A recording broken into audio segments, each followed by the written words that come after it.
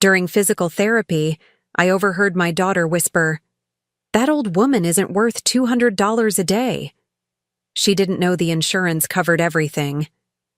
The next day, I revealed I had $2 million in the bank. I'm glad to have you here. Follow my story until the end and comment the city you're watching from, so I can see how far my story has reached. The physical therapist's hands were gentle as she guided my leg through the range of motion exercises, but nothing could have prepared me for the emotional blow that was about to hit me. It had been 6 weeks since my hip surgery, and while my body was healing, I was about to discover that my relationship with my daughter had been rotting from the inside. "Just a few more repetitions, Mrs. Henderson," Sarah, my therapist, said with that encouraging smile I'd grown to appreciate during our sessions. "You're making excellent progress." I was lying on the therapy table in my living room, the same room where Milani had insisted we set up my recovery station so I wouldn't have to navigate the stairs. At the time, I thought it was thoughtful. Looking back now, I realize it was the first step in her plan to control every aspect of my life. The phone rang, and I heard Milani's voice from the kitchen, sharp and irritated. She must have thought I couldn't hear her over the sound of the equipment, or maybe she just didn't care anymore. "I'm telling you, Derek, this is getting ridiculous," she hissed into the phone. $200 a day for this physical therapy nonsense. The old woman barely moves anyway. My breath caught in my throat. Sarah noticed my sudden tension and paused the exercise, but I motioned for her to continue. I needed to hear this. I know, Milani continued, her voice dripping with frustration. "But what choice do I have? She needs the therapy, apparently. Though honestly, Derek, I don't think she's even trying. It's like she wants to stay helpless, so I have to keep taking care of her." The words hit me like physical blows. Old woman. Helpless. The casual cruelty in my daughter's voice was devastating, but what came next was even worse. "The insurance better cover this because I'm not paying $200 a day out of my own pocket for someone who's probably just going to end up in a nursing home anyway. This whole thing is just... God, I can't wait until this is over." My heart was pounding so hard I was sure Sarah could hear it. She was professionally pretending not to listen, but I caught the concerned glance she shot toward the kitchen. Even a stranger could sense the poison in my daughter's words. I closed my eyes, trying to process what I'd just heard. $200 a day? But my insurance covered physical therapy at 100%. I'd checked the paperwork myself when Dr. Martinez recommended it. Milani knew this. We'd reviewed the coverage together when I was discharged from the hospital, which meant she was lying to her husband about the cost. But why? "Mom, how's it going in there?" Milani's voice suddenly changed to that syrupy sweet tone she used when others were around. She appeared in the doorway with a forced smile, but I could see the irritation still lingering in her eyes. "Wonderful, dear," I managed to say, though my voice sounded strange even to my own ears. "Sarah says I'm doing well." "That's great to hear," Sarah said, beginning to pack up her equipment. "Same time Thursday, Mrs. Henderson?" "Of course," Milani answered before I could respond. "I'll make sure she's ready." After Sarah left, the house fell into an uncomfortable silence. Milani busied herself in the kitchen, clattering dishes unnecessarily loud. I stayed on the therapy table, staring at the ceiling, trying to make sense of what I'd overheard. 28 years ago, I'd held my newborn daughter in my arms and promised her the world. I'd worked double shifts as a nurse to put her through college, co-signed her student loans, helped with the down payment on her first house. When her father left us when she was 12, I'd been both mother and father, attending every school play, every graduation, every milestone. And now, at 68, recovering from surgery that had left me vulnerable and dependent, this is how she spoke about me when she thought I couldn't hear. "Mom, you should probably get some rest," Milani said, walking back into the living room. "You look tired." I studied my daughter's face, searching for any sign of the caring person I thought I knew. Her brown hair was pulled back in a practical ponytail, her clothes expensive but understated. She looked successful, put together, normal. How had I missed the coldness in her eyes? "Milani," I said slowly, "about the physical therapy costs." Something flickered across her face. "What about them?" I was just wondering if there were any issues with the insurance coverage. You seemed stressed about something when you were on the phone. She laughed, but it sounded forced. Oh, that. No, everything's fine. I was just talking to Derek about work stuff. You know how he worries about expenses. The lie came so easily, so smoothly. How long had she been deceiving me? That night, I lay in the hospital bed Milani had rented for the living room, staring at the shadows on the ceiling. Every kind gesture from the past 6 weeks suddenly felt different. The way she'd insisted on handling all my paperwork, how she'd taken over scheduling my appointments, the concerned looks she gave visitors when she thought I wasn't watching. I'd thought I was lucky to have such a devoted daughter. Now I wondered what else she'd been lying about. The next morning, I was going to start finding out. The next morning brought more than just my usual coffee and toast.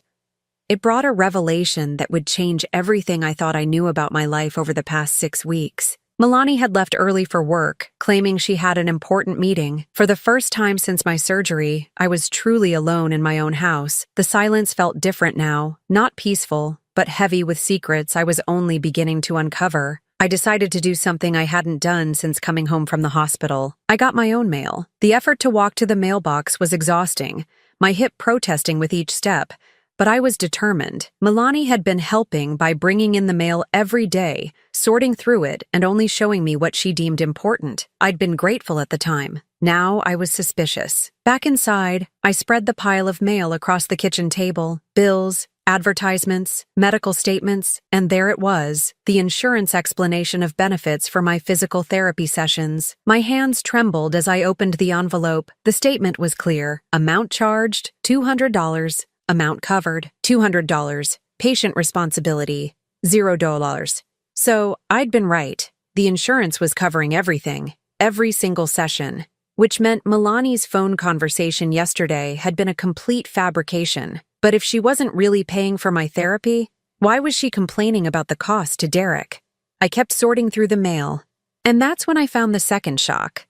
A letter from my book club, expressing their concern about my extended absence and hoping I was recovering well from my serious complications. Serious complications? I'd had a routine hip replacement. My recovery had been textbook normal, according to Dr. Martinez. What complications? My phone rang, startling me. It was my neighbor, Mrs. Patterson. Sherry, dear, how are you feeling? Milani mentioned you'd had some setbacks with your recovery.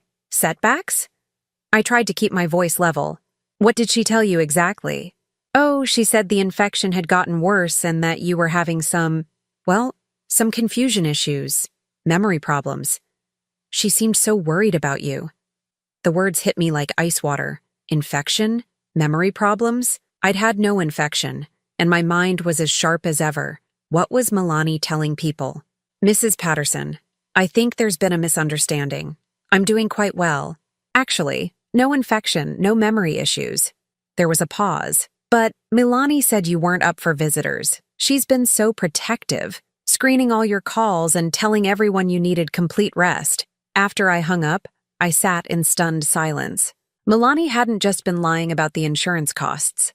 She'd been systematically isolating me, spreading false information about my condition, making it seem like I was sicker and more vulnerable than I actually was. I reached for my phone to call my sister Janet, only to realize I hadn't spoken to her in weeks.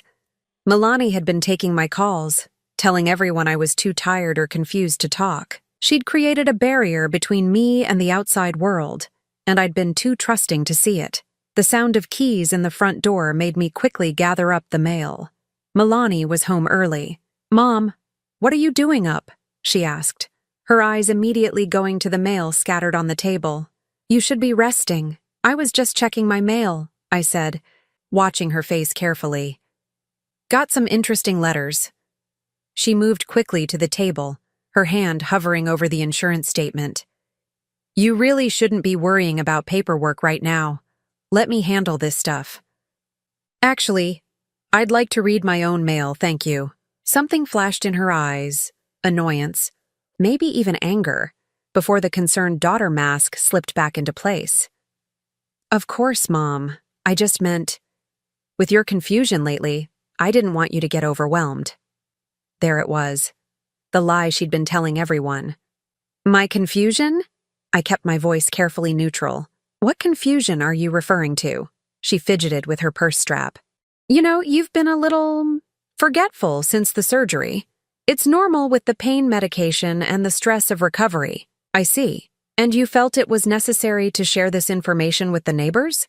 Her cheeks flushed. I just wanted them to understand why you weren't your usual social self. People were asking about you. I nodded slowly, studying her face. 28 years of being her mother, and I was finally seeing her clearly. The manipulation was so smooth, so practiced. She'd probably been perfecting these skills for years, and I'd been too blind to notice. Milani, sit down. We need to talk. She remained standing, her posture defensive. About what?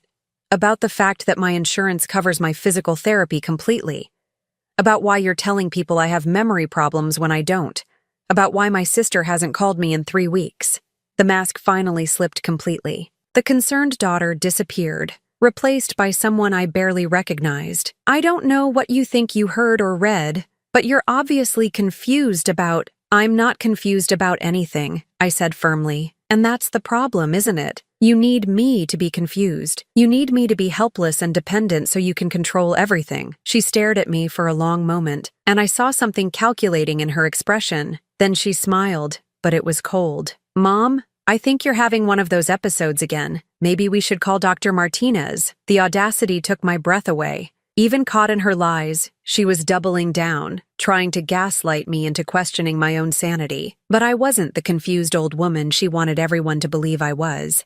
And tomorrow, I was going to start proving it. 3 days after our confrontation, Milani brought Derek over for what she called a family discussion. I knew the moment I saw his uncomfortable expression and the manila folder in his hand that this wasn't going to be a casual visit. Derek had always been polite to me but distant. He was one of those men who left all family matters to his wife, preferring to focus on his accounting practice and golf games.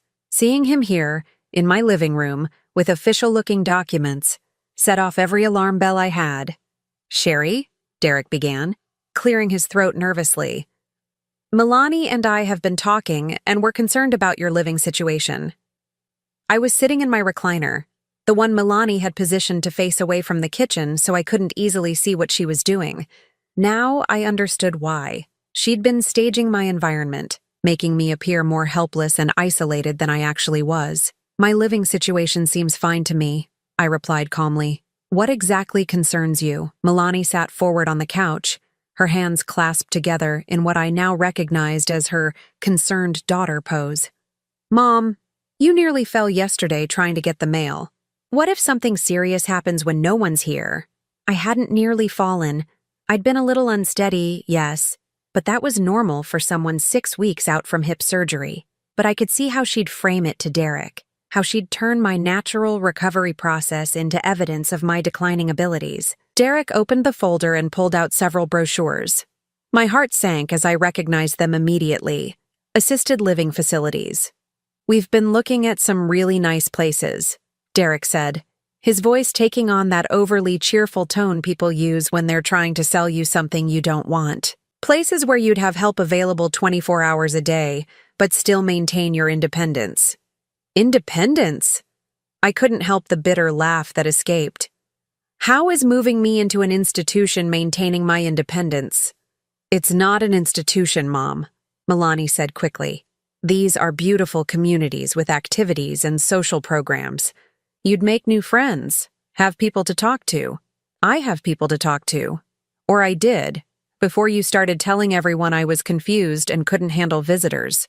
Derek looked puzzled. Confused? Milani said you were having some memory issues, but I didn't realize. I'm not having memory issues, I said firmly, looking directly at Derek. I remember everything perfectly, including conversations I wasn't supposed to hear. Milani's face flushed, but she recovered quickly. Mom, this is exactly what we're talking about. You're becoming paranoid, thinking people are talking about you. People are talking about me. You're talking about me. Right now, to my face. About putting me away. Derek shifted uncomfortably. Sherry, nobody wants to put you away. We just want to make sure you're safe and well cared for. And what about my house? My belongings? My life? Well, Derek cleared his throat again. That's part of what we need to discuss. The house is a lot for you to manage, and the property taxes alone. I felt my blood pressure rising. The property taxes that I've been paying without any help for the past 30 years? But Mom, Milani interjected, with your limited income from Social Security and the small pension, it's going to become a real burden. Limited income. I almost laughed out loud. If she only knew. Derek pulled out more papers. We've gotten some preliminary estimates on what the house might sell for. After paying off the remaining mortgage and covering the costs of moving you into one of these communities, there might even be a little left over for your care. There it was. The real reason for this sudden concern about my welfare. They thought my house was my only significant asset, and they were planning to liquidate it to pay for warehousing me somewhere. Have you chosen a facility already? I asked, keeping my voice level. Milani exchanged a glance with Derek. We've narrowed it down to a few options. There's one called Sunset Manor that has a really good reputation, and their rates are very reasonable. Reasonable. Translation, cheap. I'd like to see the brochures, I said. Derek handed them over reluctantly. As I flipped through them, my heart sank further. These weren't the upscale retirement communities with golf courses and spa services that I'd seen advertised. These were basic assisted living facilities, the kind where people went when their families wanted them cared for as cheaply as possible. Sunset Manor's brochure was particularly depressing. Shared rooms, scheduled meal times, limited visiting hours. The activities consisted mainly of bingo and craft time. The whole place looked institutional, despite the cheerful language in the marketing materials. When did you visit these places? I asked. We haven't actually visited yet, Milani said quickly. We wanted to talk to you first. Another lie. I could see it in her eyes. She'd already been to these places, already made arrangements. This conversation was just a formality, a way to make it seem like I had some say in the matter. And what if I don't want to move? The silence that followed was deafening. Derek looked at Milani, clearly expecting her to handle this objection. Mom, Milani's voice took on a patronizing tone. You're not thinking clearly about this. You can't live alone anymore. What if you fall? What if you forget to turn off the stove? What if something happens and no one finds you for days? What if? I repeated. You're creating problems that don't exist to justify a solution I don't want. This isn't about what you want, Milani snapped, finally showing her true colors. This is about what's safe and practical. Derek looked startled by his wife's sudden harshness, but he didn't contradict her. I see, I said quietly. So this isn't a discussion. This is you telling me what you've already decided. We're trying to include you in the decision-making process, Derek said weakly. No, you're trying to manipulate me into agreeing with decisions you've already made. There's a difference. Milani stood up abruptly. This is exactly the kind of stubborn, irrational behavior we're talking about. You're not being reasonable, Mom. I looked at my daughter, this woman I'd raised and loved and sacrificed for, and realized I was looking at a stranger. Someone who saw me not as a person with rights and feelings, but as a problem to be solved, an asset to be managed. I think you both should leave now, I said calmly. Mom, leave, now. After they left, I sat in my recliner, staring at the brochures scattered on my coffee table. They had this all planned out. They were just waiting for the right moment to put their plan into action. But they had made one crucial miscalculation. They thought I was helpless, dependent, with limited options. They had no idea what they were really dealing with. The opportunity came sooner than I expected.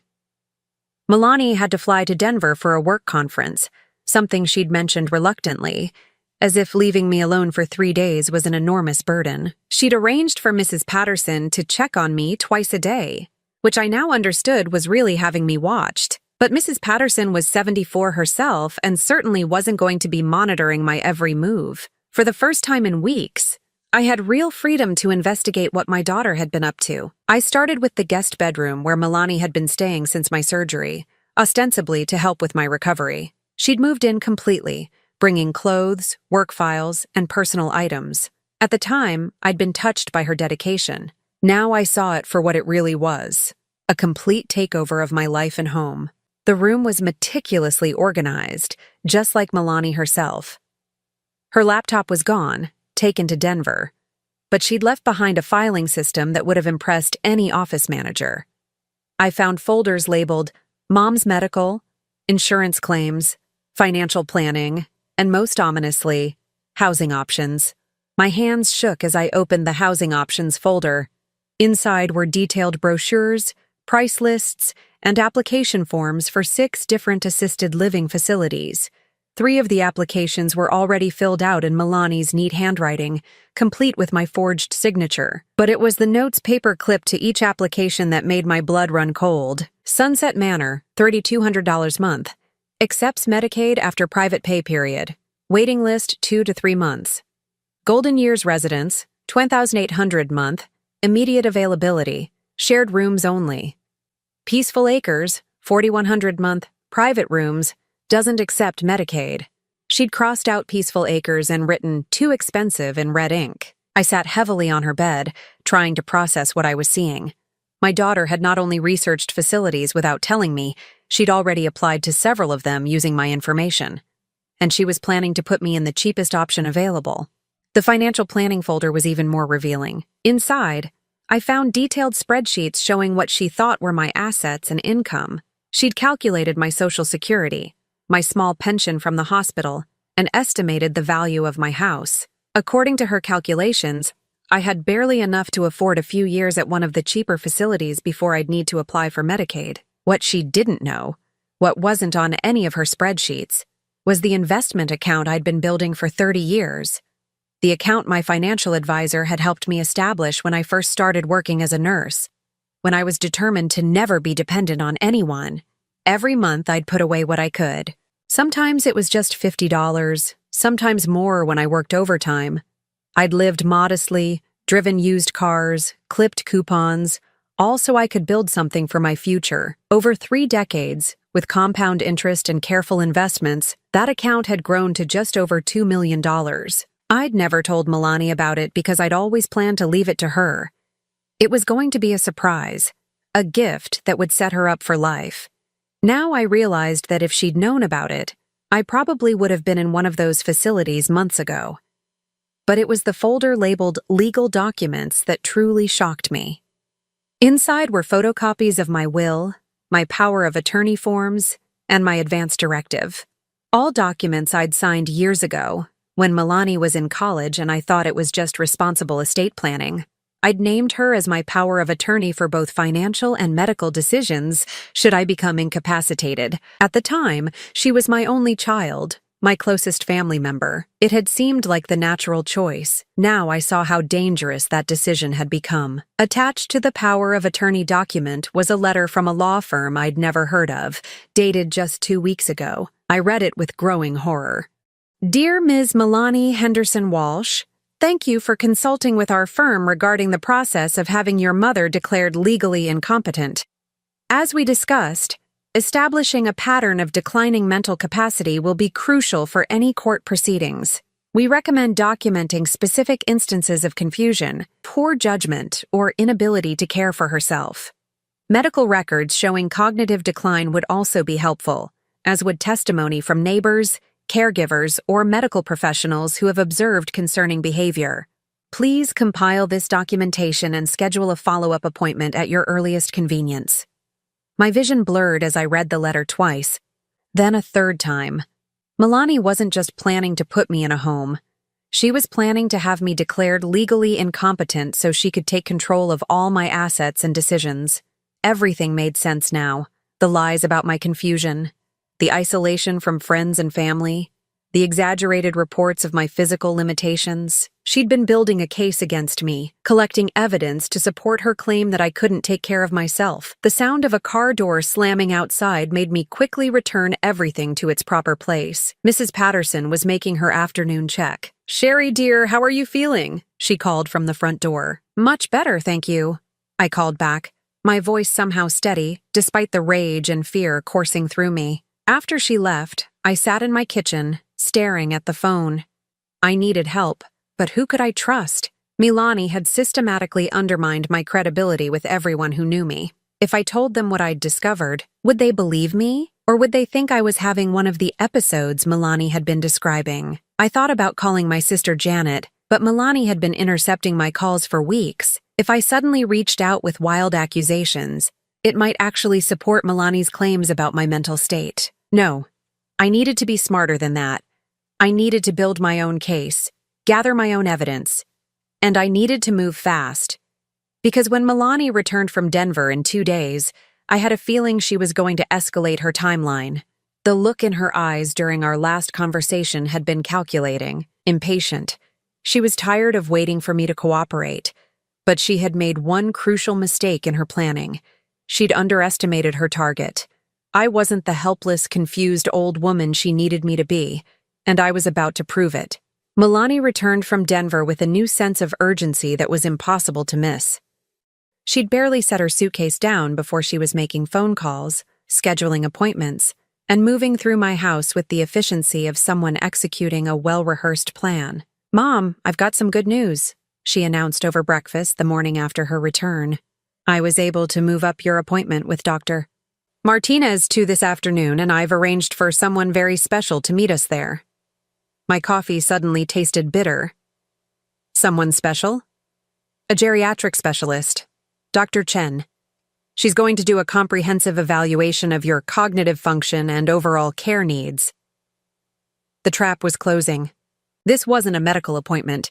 It was the next step in building her incompetency case. Dr. Chen was probably the expert witness Milani's lawyer had recommended. "I don't need a geriatric specialist," I said calmly. "Dr. Martinez has been my doctor for 15 years.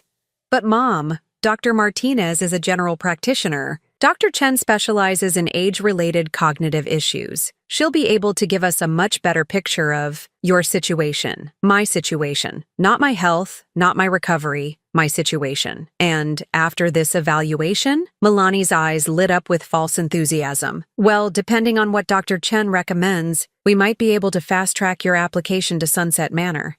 They had a cancellation, and there's an opening next month." Next month, she was planning to have me institutionalized within 30 days. "I see. And you've already filled out the application?" A brief hesitation. "I just wanted to be prepared, in case the evaluation shows that you need more support than I can provide at home." I nodded slowly, stirring my coffee with deliberate calm. "That's very thoughtful of you, dear." The appointment was at 2 o'clock. At 1:30, Milani was pacing nervously, checking her watch and organizing a folder of documents I wasn't supposed to know she had. "Mom, are you ready? We should leave soon." "Actually, I need to make a quick stop at the bank first. I need to handle some paperwork." Her face tightened. "Can't it wait? We don't want to be late for Dr. Chen." "It'll just take a few minutes. I need to update my account information." What I really needed was to have my financial advisor, Robert Mills, meet us at Dr. Martinez's office. I'd called him that morning and explained the situation. He'd been shocked, then furious, then grimly determined to help me protect myself. At the bank, I deliberately took my time, watching Milani grow more agitated by the minute. She kept checking her phone, tapping her foot, shooting worried glances at the clock. "Mom, we really need to go." "Just finishing up," I said pleasantly. We arrived at Dr. Martinez's office exactly on time. In the waiting room sat a woman I didn't recognize. Asian, early 50s, expensive suit, briefcase at her feet. Dr. Chen, presumably. But sitting next to her was Robert Mills, my financial advisor for the past 20 years. A tall, silver-haired man with the kind of authoritative presence that commanded respect. Milani stopped short when she saw him. "Mom, who is that?" "That's Robert Mills, my financial advisor. I thought he should be here for this evaluation, since you seem so concerned about my ability to handle my affairs." The color drained from Milani's face. "Your financial advisor? You never mentioned." "There are a lot of things I haven't mentioned, dear." Dr. Chen stood up, extending her hand. "Mrs. Henderson, I'm Dr. Chen. I understand there are some concerns about your cognitive function and living situation." I shook her hand firmly. "Actually, Dr. Chen, I think there's been a misunderstanding. My daughter seems to be under the impression that I'm incompetent and need to be placed in a facility. I'd like to clear that up." Dr. Martinez appeared in the doorway of his office, looking confused. Sherry? Milani? What's all this about a geriatric evaluation? I have you down for a routine follow-up on your hip surgery. That's correct, I said loudly enough for everyone in the waiting room to hear. I'm here for my surgical follow-up. I have no idea why my daughter thought I needed a cognitive evaluation. Milani's mouth opened and closed like a fish out of water. But Mom, you've been so confused lately. Have I? I turned to Dr. Martinez. Doctor, during my recovery, have you observed any signs of confusion or cognitive decline? Dr. E. Martinez frowned. None whatsoever. Your recovery has been textbook normal. You've been alert, oriented, following all post-operative instructions perfectly. I turned to Robert Mills. Robert, would you mind explaining to everyone here about my financial situation? My daughter seems to think I'm living on Social Security and a small pension. Robert opened his briefcase and pulled out a folder. Certainly. Mrs. Henderson, as of yesterday's closing, your investment portfolio is valued at $227,000. Your annual income from these investments alone is approximately $85,000, not including your Social Security and pension benefits. The silence in the waiting room was deafening. Dr. Chen looked from Milani to me, clearly recalculating the situation. Dr. Martinez raised his eyebrows in surprise, but it was Milani's face that told the whole story. Shock, followed by rage, followed by a desperate scrambling to regain control. That's impossible, she said, her voice shrill. Mom, you never told me about any investments. I never told you about a lot of things, including the fact that I know about your consultations with the law firm about having me declared incompetent. Dr. Chen set down her briefcase. I think there's been a serious misunderstanding here. Mrs. Henderson, your daughter contacted me because she was concerned about your ability to live independently and manage your affairs. She indicated you were showing signs of cognitive decline and poor judgment. And what assessment did you base that on? Dr. Chen looked uncomfortable.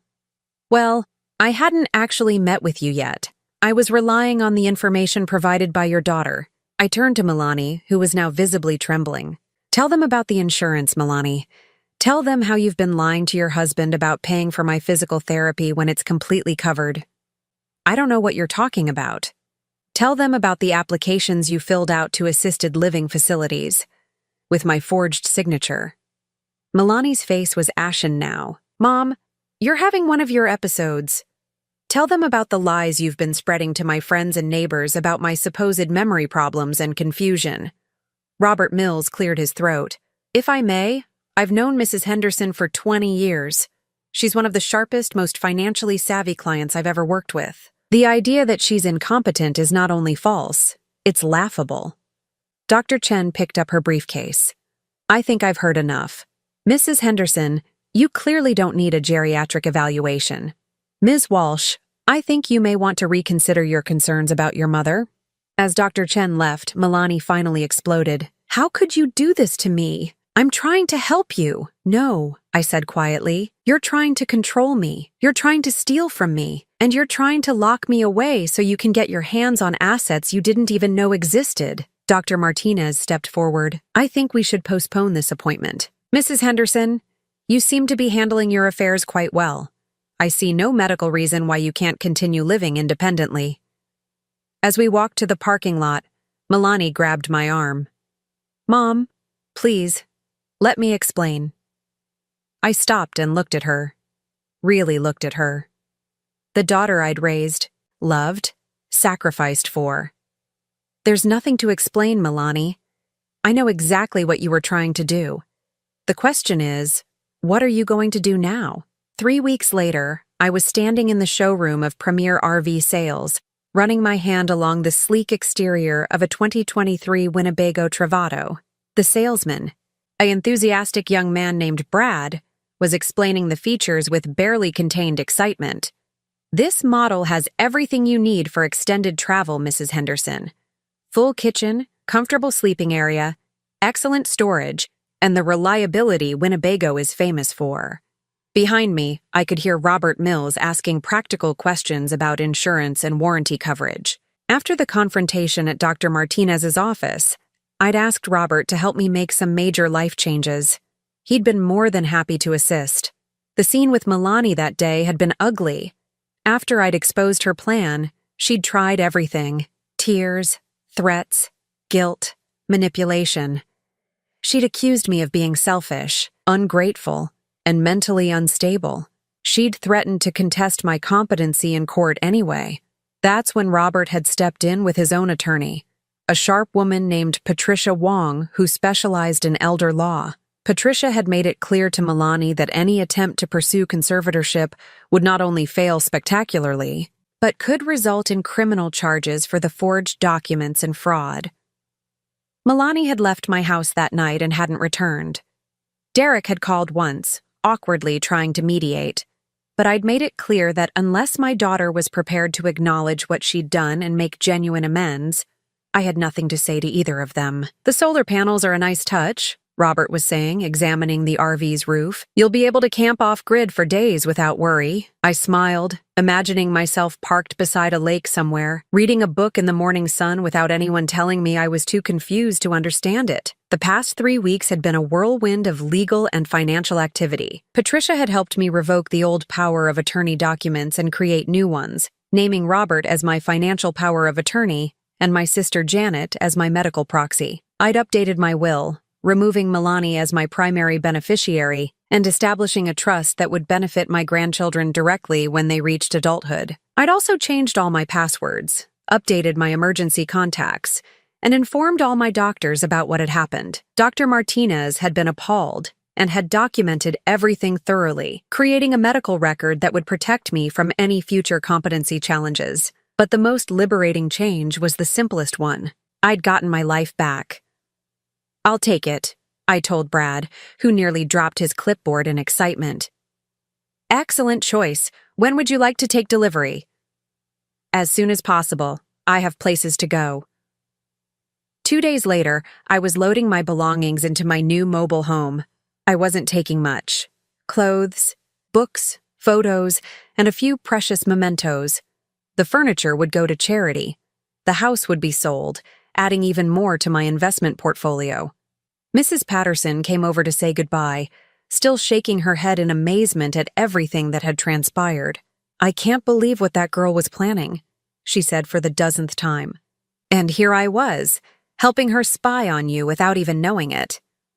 "You were being a good neighbor," I assured her. "You couldn't have known." But 68 years old and hitting the road in an RV? Sherry, I have to admire your courage. Courage. It was funny how doing what I wanted with my own life and money was considered courageous. But maybe it was, when you'd spent so many years letting other people's expectations define your choices. My sister Janet arrived just as I was doing my final walkthrough. She'd flown in from Phoenix, still processing everything I'd told her about Milani's betrayal. "I should have known something was wrong when she kept making excuses for why you couldn't come to the phone," Janet said, giving me a fierce hug. "I'm so sorry I didn't push harder to talk to you directly." "Don't apologize." She was very convincing. She had me half convinced I was losing my mind. And now? I looked around the house where I'd raised my daughter, where I'd lived for 30 years, where I'd been slowly suffocating under the weight of other people's plans for my future. Now I feel more like myself than I have in decades.